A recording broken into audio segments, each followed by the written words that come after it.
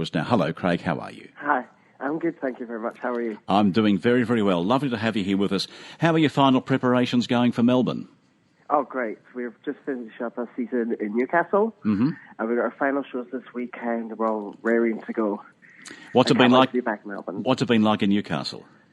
Oh, it's been wonderful here. We've done 3 weeks here. We've been on the road from January, and we go all the way to November this year, so 10 months.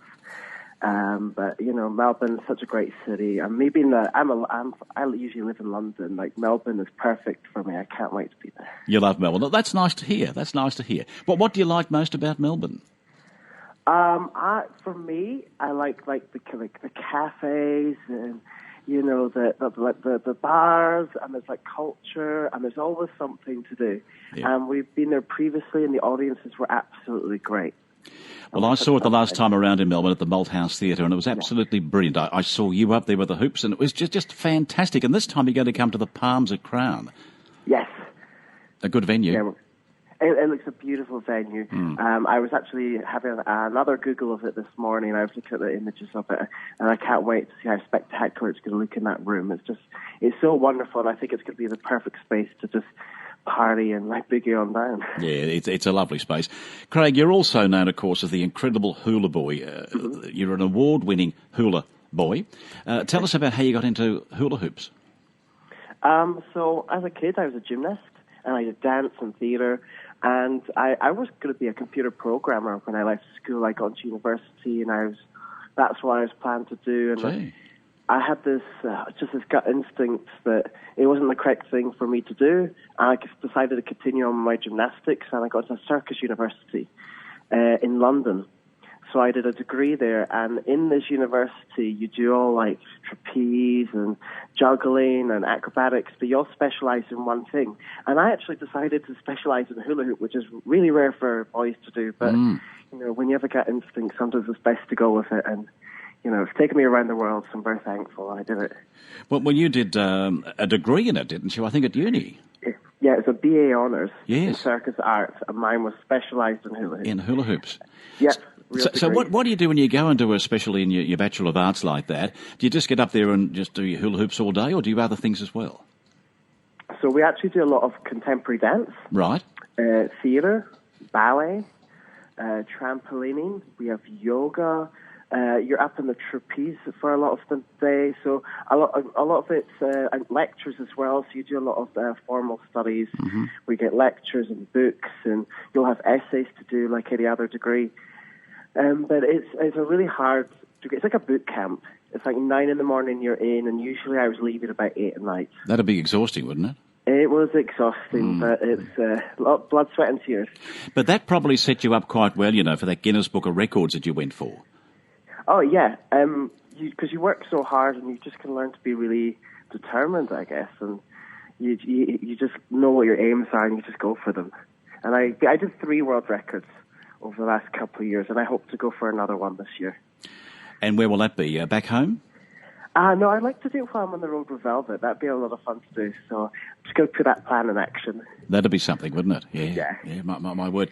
From a very, very young age, you had an extensive background in gymnastics, I'm told, dance and theatre. Did you see yourself becoming quite a star at that stage into the theatre? Did you always want to do that? I think I always wanted to do it, but I didn't, at a young age, believe I could. Mm-hmm. So it was always that thing that you did at the weekends or after school, and we had our performances. And very young on, I was choreographing for the British team of gymnastics. I think I was 15, and I had the biggest team in Scotland at one point. And there's always that thing that I always thought that was, you know, your hobby, or that was the thing that you just did that in your spare time. And eventually I took the jump and go, no, you can make this a job, you can make this your life, but you just really got to go for it. And it's worked quite well for you, hasn't it? It's worked pretty well. Well, you're internationally known, you've got a great career there now, and now you're a director of this show. What does the director have to do in a show such as this? Tell me. So in this show we have our artistic director, Craig Eilert, and he was he made the creation of the show, and I am the other side of that. I'm the resident director, so I am the director on the road.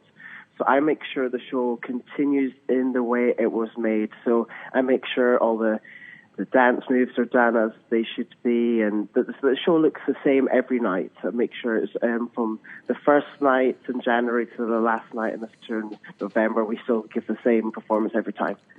Craig, it's a very energetic show. It's one of those shows that you're gripped with as an audience from the moment it starts. It just doesn't stop. How do you keep pace with it all? You've just got to... You've got to look after yourself, and you've got to just make sure you warm up, and then you're prepared every show, and, to keep your energy up. That's the thing. You've got to keep your energy up. Yeah. What's after Velvet for you? What's next? After Velvet, I have a few offers. I have a few things come up, and at the moment I'm looking at everything. I've worked all over the world, and I've done so many different types of shows and experiences. It's watch the space at the moment. Yeah, well, of course, lots of talk. Yeah, La Soiree. You've been in so many shows. The Cabaret from Honolulu, of course, and so many things that you've done over the years. So this will be something else. What, at home? You think in Scotland or what? There is actually possibilities. Yeah, I live out my suitcase. I'm constantly travelling. I'm quite happy I'm happy where there's a great stage and a great audience to go. Yeah. There's exciting opportunities to come up. At the moment, I'm very much engaged in Velvet. It's the show that I love the most. That's it's lovely. The show that I think the audience love the most. So I'm really happy to be in it at the moment and see where that goes. Craig, tell me about the actors in this one and the performers. Have we got any new performers coming in from last year when we saw the show? We've got 2 new performers. We've got a beautiful new backing singer and dancer from Marsha. We've got this beautiful girl called Kayla, who was in Strictly Ballroom for many years, and she's got the most beautiful voice, and she's joined our cast this year. And she is one of our sirens, as we call them, with Rochelle. And absolutely wonderful, lights up the stage. And we have a new leading boy, Tom Oliver, who joins us again this year as well. And, he's absolutely wonderful. He's done such a great job on the show, and it's really nice, especially for people that's maybe seen the show previously or last year in Melbourne.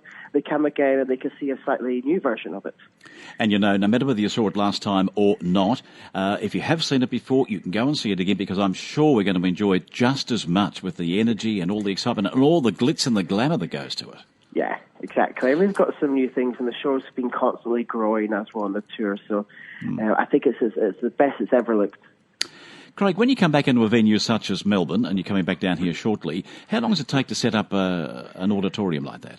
So usually we'll finish our show this Sunday in Newcastle. It will travel on the Monday, the Sunday night to Monday. It will be nearly in by Tuesday, and we will have our lights and technical rehearsals done by the Wednesday night, so we can have our first show this Thursday. So it's a couple of days. There's a team that comes and sets everything up, and they work very, very fast. Right. Very, very fast. It's quite incredible for the amount that has these to go on, what they can do. But it's a quick turnover, so we get maybe a day off while they set all the lights up. You guys work very, very, very hard by the sound of it, and I wish you well for this season coming back into Melbourne. You're starting at the Palms at Crown. The season's from the 8th, that's next week, the 8th of June through to the 2nd of July, and there are various performances you can book at ticketmaster.com.au, ticketmaster.com.au. Craig, Reid, I do appreciate your time today. Thank you